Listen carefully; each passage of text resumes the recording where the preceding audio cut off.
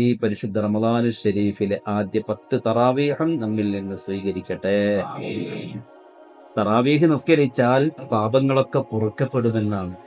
അള്ളാഹു നമ്മുടെയൊക്കെ എല്ലാ പാപങ്ങളും പുറത്തു തരട്ടെ. ആമീൻ യാ റബ്ബൽ ആലമീൻ.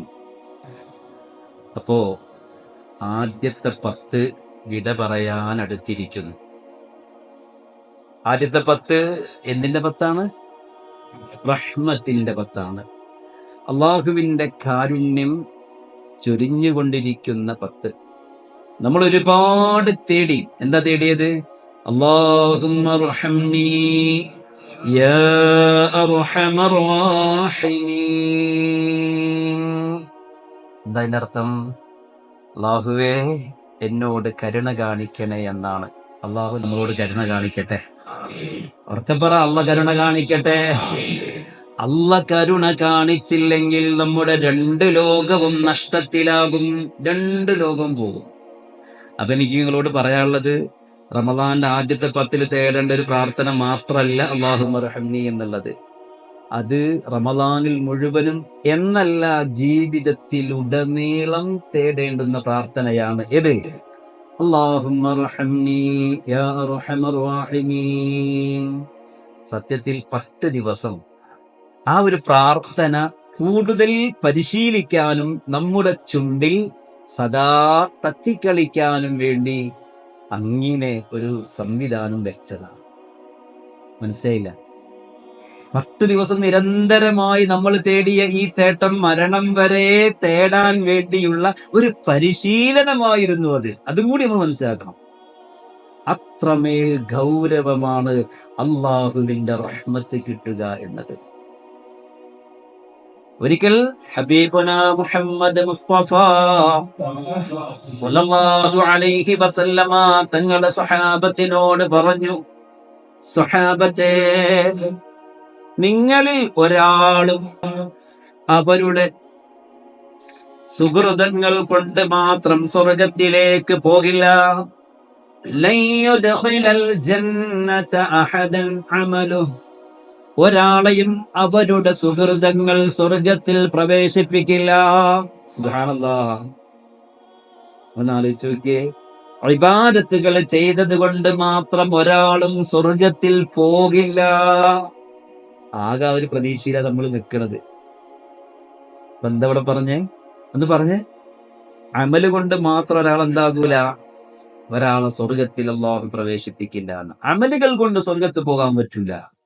ഇത് കേട്ടപ്പോ സഹാബത്ത് ചോദിച്ചു, വലാ അൻത, മുത്ത് നബിയെ, അങ്ങും അമല് കൊണ്ട് സ്വർഗത്തിലേക്ക് പോകില്ലേ? ഞങ്ങളുടെ കൂട്ടത്തിൽ ഏറ്റവും കൂടുതൽ അമല് ചെയ്ത ആള് അങ്ങാണല്ലോ, അങ്ങും പോകൂലെ നബിയേ?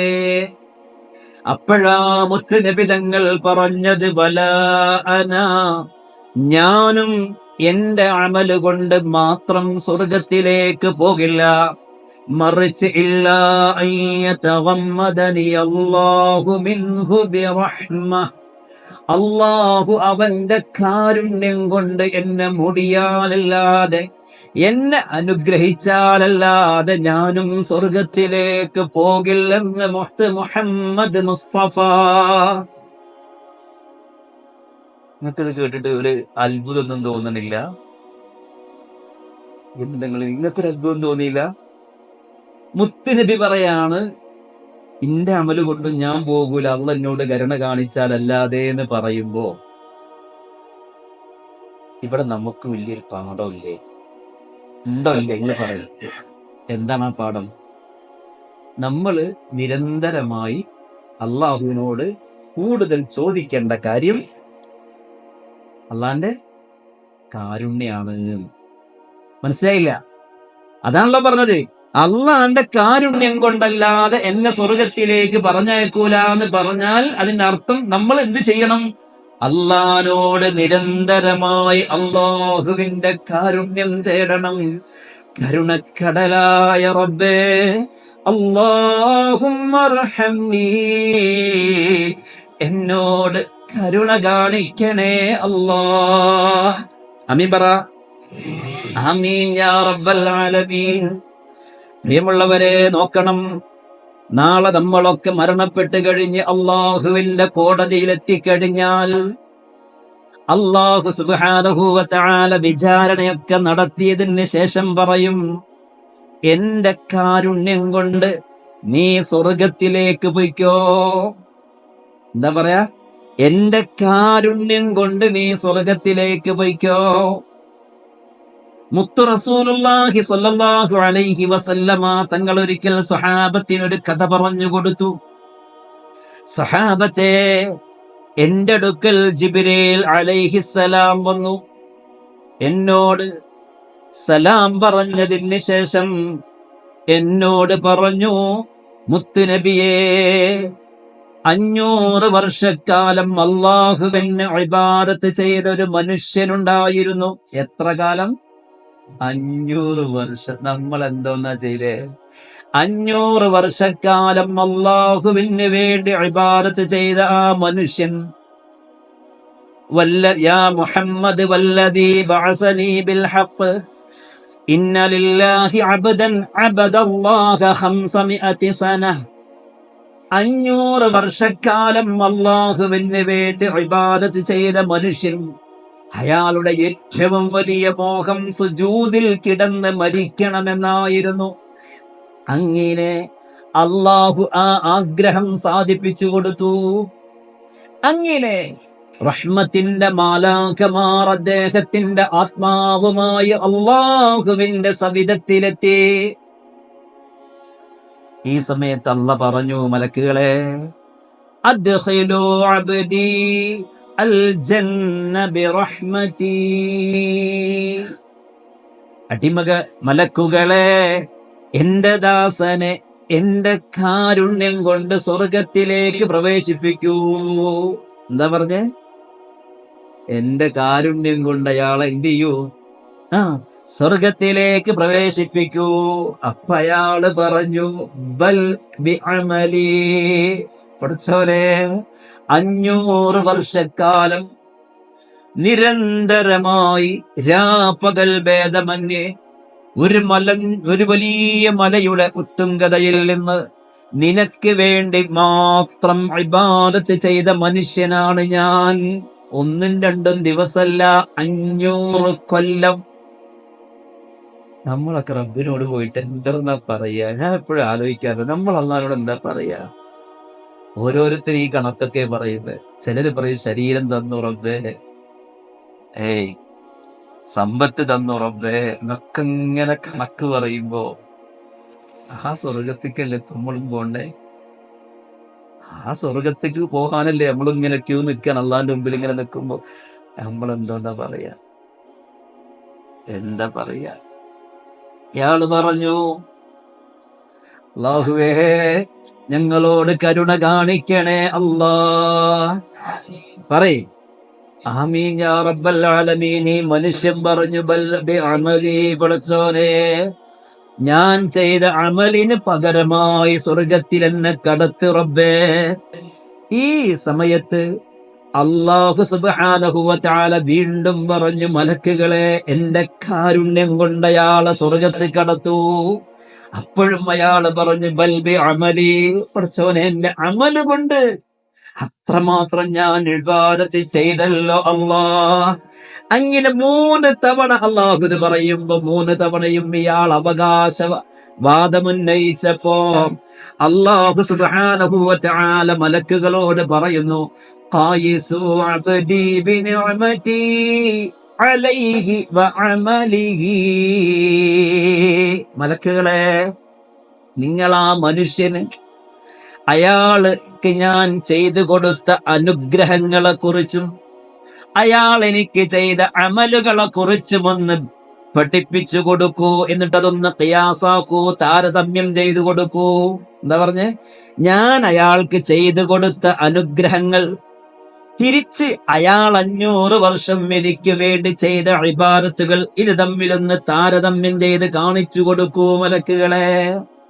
അങ്ങനെ മലക്കുകളെ താരതമ്യം ചെയ്ത് കാണിച്ചു കൊടുക്കാൻ തുടങ്ങി. ആദ്യം അവർ എടുത്തു വെച്ചത് അല്ലാഹു അയാൾക്ക് നൽകിയ കണ്ണിനെ കുറിച്ചാണ്.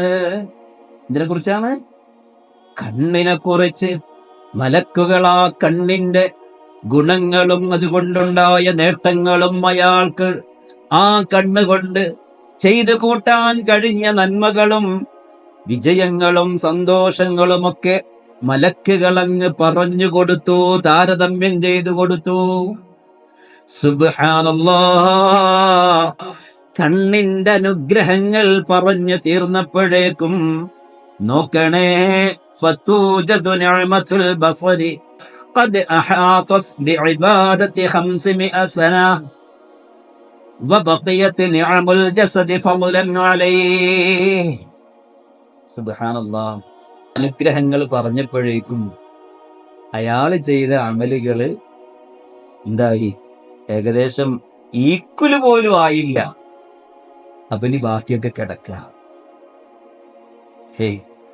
500 വർഷക്കാലം അയാൾ ചെയ്ത ഇബാദത്ത് അയാൾക്ക് കിട്ടിയ കണ്ണിന്റെ കാഴ്ചക്ക് പകരമായില്ല എന്ന് അയാൾക്ക് ബോധ്യമായപ്പോ അല്ല പറഞ്ഞു, മലക്കുകളെ, ഇനി ആ മനുഷ്യനെ അദ്ഖിലു അബ്ദി അന്നാർ, പോട്ടെ, നരകത്തേക്ക് പോട്ടെ, കൊണ്ടോ അയാളെ നരകത്തിലേക്ക് എന്ന് പറഞ്ഞു. കാരണം എന്താ? അയാൾ ചെയ്ത 500 വർഷത്തെ ആ ഇബാദത്ത് എന്തിനു പകരമായിട്ടുള്ളൂ? കണ്ണിന് പകരമായിട്ടുള്ളൂ. അതിനെ തികച്ചായിട്ടില്ല. അപ്പൊ ഇനി ബാക്കി ഞാൻ കൊടുത്ത അനുഗ്രഹങ്ങൾ എന്തൊക്കെ ഉണ്ട് ഒരു മനുഷ്യന്? പോട്ടെ, അയാളെ നരകത്തിലേക്ക് കൊണ്ടുപോകൂ. അള്ളാഹുവിന്റെ കൽപ്പന വന്ന ഉടനെ ആ മനുഷ്യൻ അല്ലാഹുവോട് പറയുകയാണ്, യാ അല്ലാഹ് റബ്ബി ബിറഹ്മതിക അദ്ഖിൽനി അൽ ജന്ന. പഠിച്ചോനെ,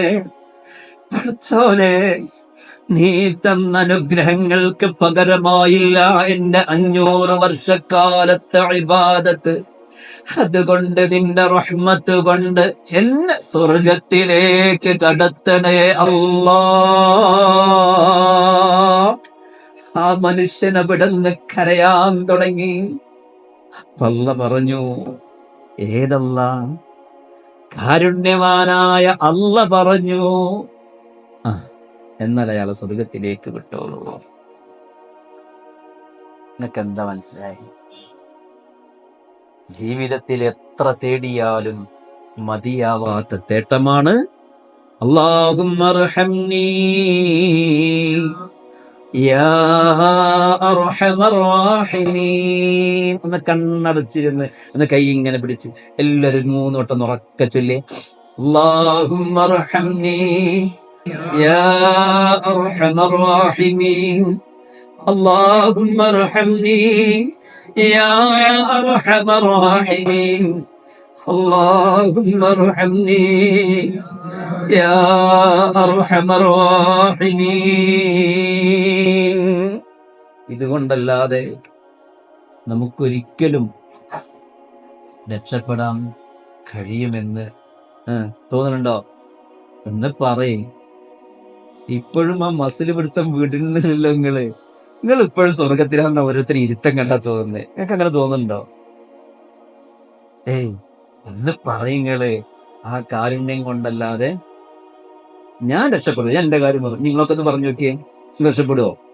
എന്നങ്ങോട്ട് പറയേ. അത് തന്നെയല്ലേ നമ്മൾ അള്ളാഹ്ക്ക് ഏറ്റവും ഇഷ്ടം എന്താന്ന് അറിയാം നിങ്ങൾക്ക്? ഞാനൊന്നുമല്ല. എത്ര കണ്ട് നമ്മൾ താഴുന്നോ അതാണ് നന്ദി. അപ്പൊ നമ്മളൊന്നങ്ങോട്ട് താഴ്ന്ന് പറയാ, ഈശോനെ, നിന്റെ കാരുണ്യം കൊണ്ടല്ലാതെ എനിക്ക് സ്വർഗത്തിൽ പോകാൻ കഴിയുമെന്ന് ഒരു പ്രതീക്ഷയില്ല. അതുകൊണ്ട് കരുണ കാണിക്കണേ അല്ലാഹ്. ആമീൻ യാ റബ്ബൽ ആലമീൻ.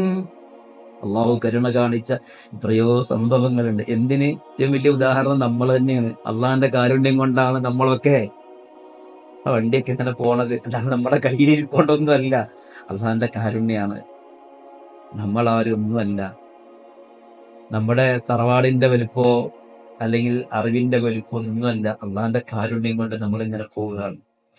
അവന്റെ കാരുണ്യം നമ്മിൽ സദാ ചൊരിഞ്ഞു തരട്ടെ. നമ്മുടെ കുടുംബത്തിലും സദാ ചൊരിഞ്ഞു തരട്ടെ. 2 ലോകത്തും ചൊരിഞ്ഞു തരട്ടെ. ആമീൻ യാ റബ്ബൽ ആലമീൻ. പ്രിയമുള്ളവരെ, ഇന്ന് കിടക്കുന്നത് വരെ നിങ്ങളുടെ മനസ്സിൽ ഈ ഒരൊറ്റ പ്രാർത്ഥനയും ഈ ഒരു ചിന്തയുമാകണം. ഇത് കാരുണ്യത്തിന്റെ 10ന്റെ അവസാന രാത്രിയാണ്. അള്ളാഹു നമ്മുടെ കാരുണ്യത്തിനായുള്ള തേട്ടമൊക്കെ കബൂൽ ചെയ്യട്ടെ.